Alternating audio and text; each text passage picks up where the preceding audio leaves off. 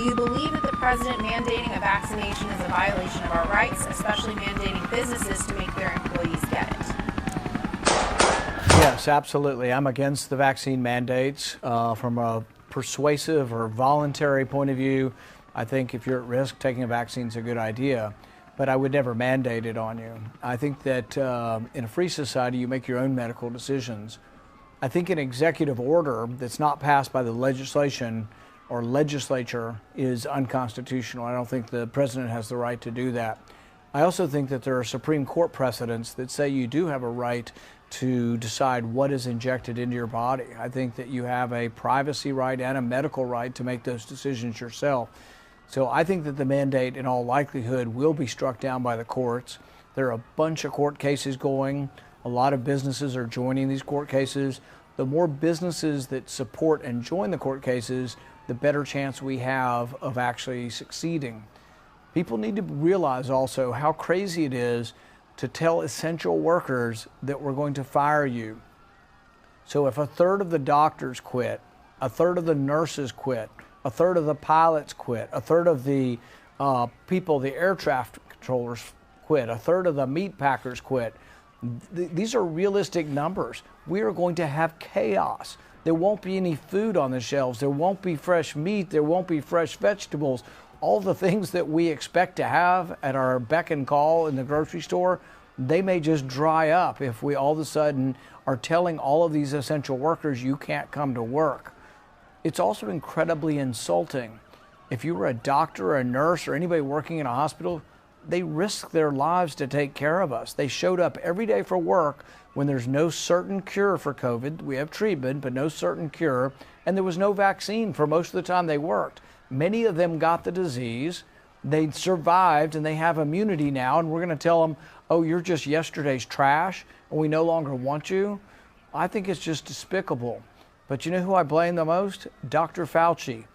It all comes downhill. It all flows downhill from him. The advice that he gives is being taken by hospital presidents and CEOs across the country, and I think it's a great disservice to our workers and our frontline responders that we're firing them. And I hope people will rise up, push back, and let them know, look, this is America. This isn't Soviet Russia. Let's allow people the freedom to make their own choice.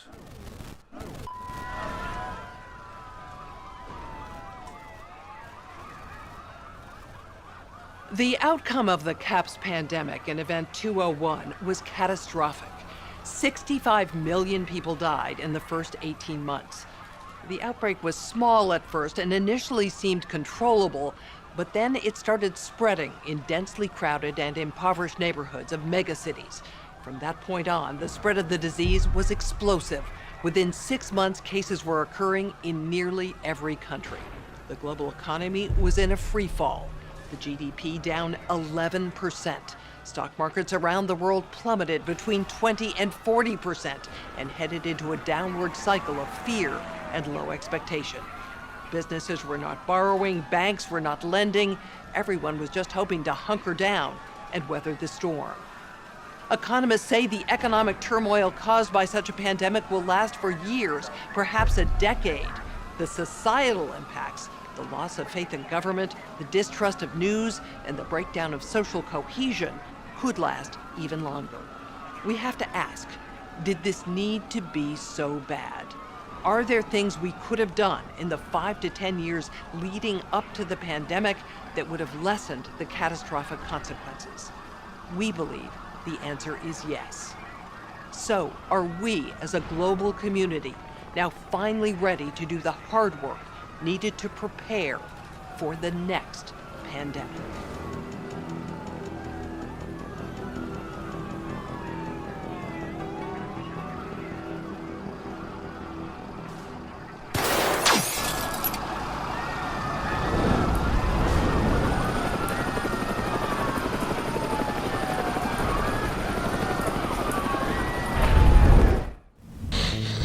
The percentage that's really misled by these conspiracy theories? It's unclear to me. There's millions of messages out there, where my name or Dr. Fauci's name is used, but do people really believe that stuff? We're going to have to get educated about this over the next year and understand, how does it change people's behavior? How should we have minimized this, either, working with the social media companies or explaining what we were up to in a better way?